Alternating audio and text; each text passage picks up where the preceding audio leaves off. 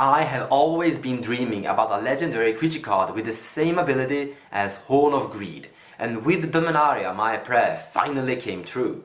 So here we have Tatyova Benedict Druid. She has a typical Simic ability. Whenever a land card enters the battlefield under your control, you gain 1 life and draws a card. And she has quite a lot of similarities with the Gitrog monster, that is also a 5-cost legendary creature card that draws a bunch of cards when land cards goes into your graveyard. However, the difference is quite huge. Gitrog only draws cards whenever land cards goes into the graveyard, and that means that it's a little bit easier to interrupt and deal with the Gitrog monster, because all you need is something like a Rest in Peace. While it's a little bit more tricky to deal with Tatyova, because she doesn't demand that you use the graveyard. She also has a lot of similarities with Edric, Spymaster of Trest, being on the same type of colors, and that they kind of have the same strategy. They are both going to draw a bunch of cards and drawing into extra turn cards like Khan's Temporal Sundering, meaning that you're going to take an extra turn to draw more cards and eventually draw into another turn spell. And the way that Tatyova Benedict Druid is going to do this is by using creature cards like this thing, Llanowar Scout. You can tap this creature card to put a land card from your hand into play, and that means that Tatyova is going to trigger and draw a card for you.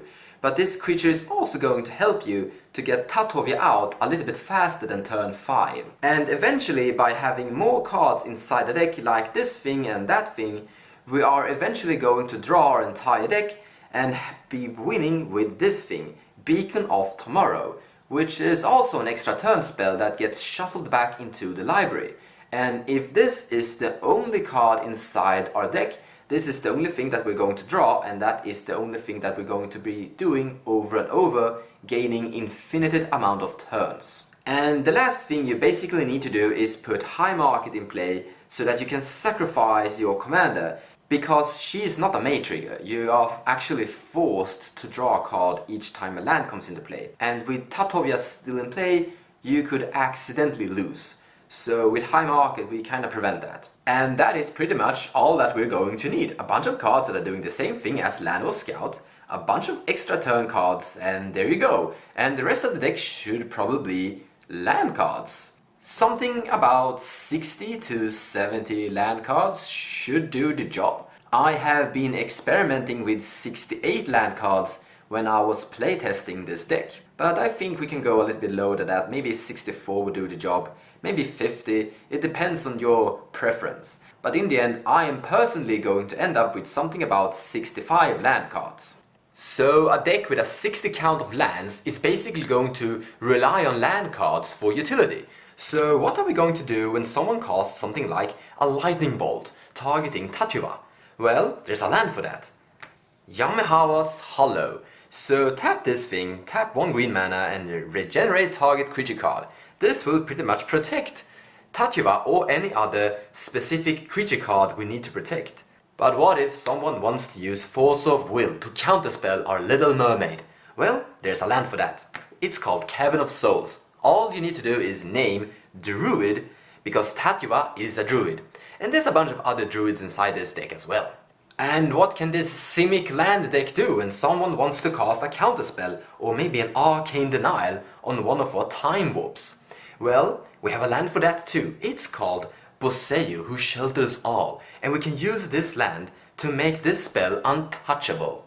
What can we do versus a graveyard strategy? What if someone is casting Animate Dead and might win if the card resolves? Well, we have a card for that. It's called Scavenging Grounds, and we can use this land to exile all graveyards.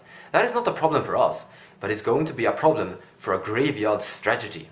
What if we are going up against Idris, the Maelstrom Wielder, or maybe Tymna, Edric, Spymaster of Trest, or even Derevi, Imperial Tacticianer? All these 4 commanders, and also Brago, are interested in attacking and dealing damage to one of our opponents, even us. They don't really care whoever they are going to attack. As long as they attack someone, they're going to get a benefit we don't really want them to have. Well, we have a land for that. It's called Maze of It. It's a good card against these commanders. Quite situational, but we are looking for land cards here. Against Edric, who plays a lot of creature cards like this thing, a 1/1 unblockable creature for only 1 blue mana, we have something very special. We have Desert. We can tap this land to deal 1 damage to a creature that was attacking. And that means that we can kill this creature card with this land. And that means that basically Edric is never going to attack with this creature card because in the long run he's going to run out of little 1/1 creature cards. A bit situational, but if you're going up a lot against Edric, this might be a land to consider. What if you are running into more creature-oriented decks, like Yisan the Wandering Bard, or a stacks deck with Tymna, playing a lot of creature cards that have a sort of a stacks effect, like Hate Bears?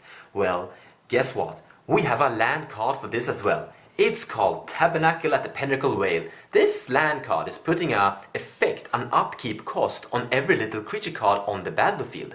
Now the controller is forced to pay 1 mana for every creature they control, or that specific creature they don't pay for is going to get destroyed. And we are going to ramp for the eternity of this game, meaning we have no problem at all paying for the creature cards we control for this land. But a Hate Bear, a stacks deck, is going to be slowed down by this land card. We also have the land card Homeward Path, because you never know when someone is actually going to steal the control of your commander. Sometimes players are going for a combo that is oriented around dealing unlimited amount of damage to one player's face. And Glacial Shaz actually makes it possible to do damage to you. So in other words, this is a really good pillar fort card. It's a bit situational, but you can actually do something really cool. You can put it in play at instant speed. Let's say someone is going all out, dealing unlimited amount of damage to your face. In response, you tap this thing and put this land card into play at instant speed during their turn. What can this deck do versus a creature like Eidolon of Rehitic that prevents us from playing 1 and more spell each turn? Well, we have a land card for this. It's called Maud of Runom. It's a snow-covered land that requires that we have a land that is also snow-covered and taps for mana, like one of these 2 basic land cards.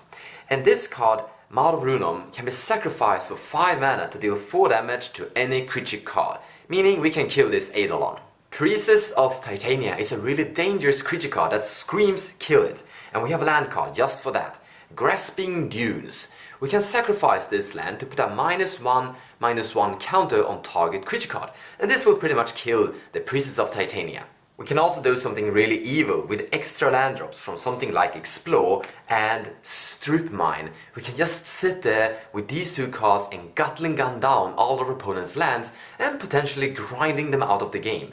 And with our badass commander, this Merfolk, we are continuously drawing cards each time we're doing this interaction.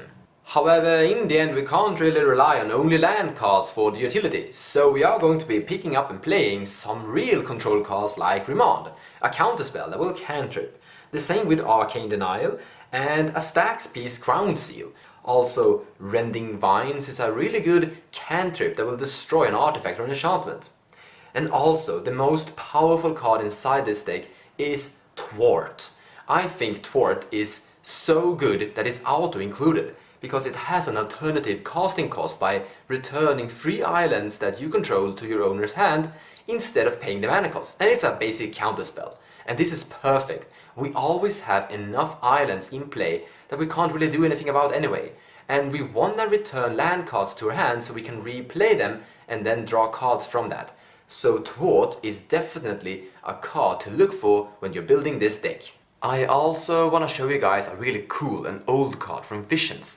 It's a blue enchantment. By paying 2 blue mana and returning 2 islands you control to owner's hand, you can return target creature card to owner's hand.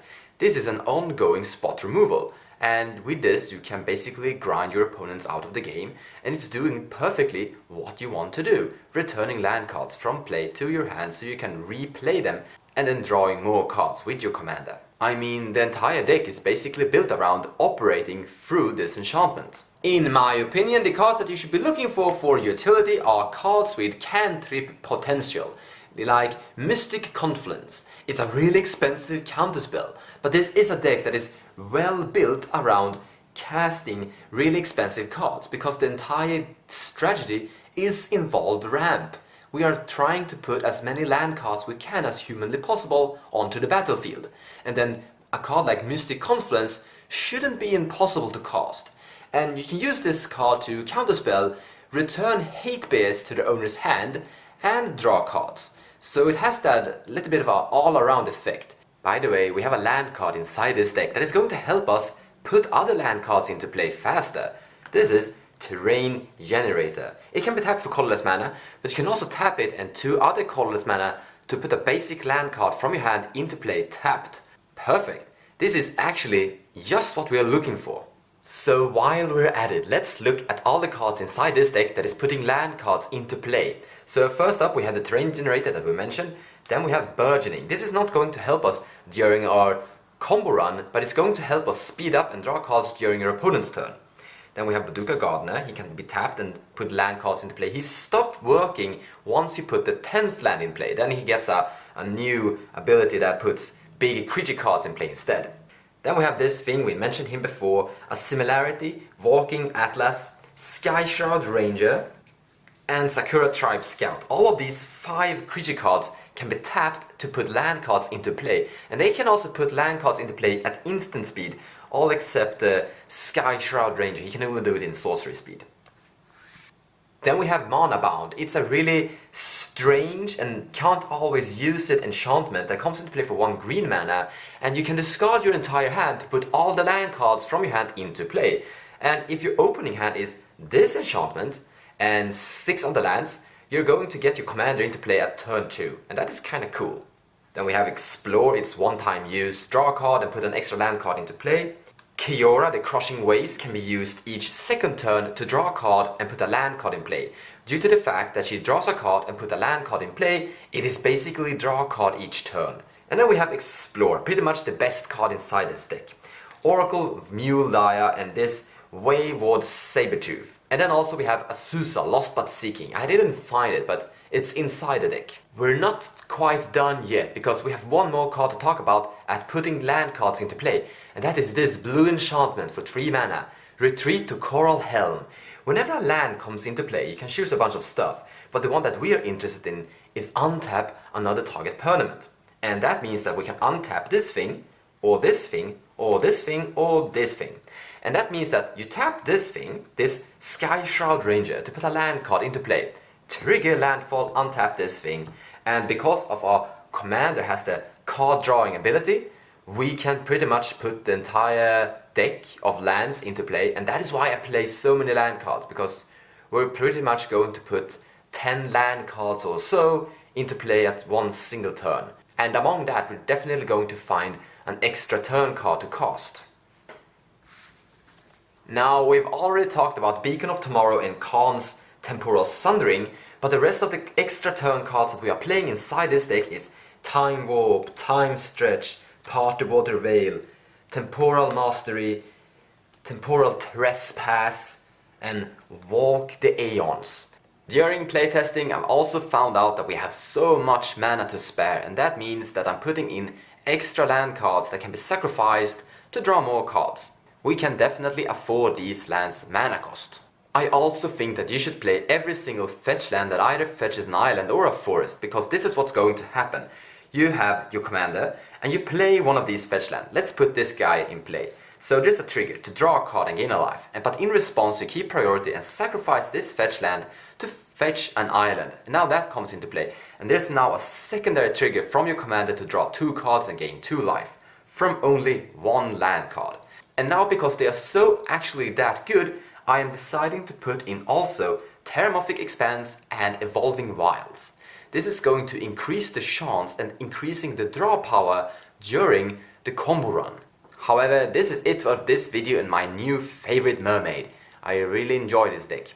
I think we're gonna see more variants to this deck because the potential is so huge. The amount of cards this commander draws is so much. I mean, it's quite interesting to see what more stuff you could do with it. In any case, thank you so much for watching this deck tech, and take care.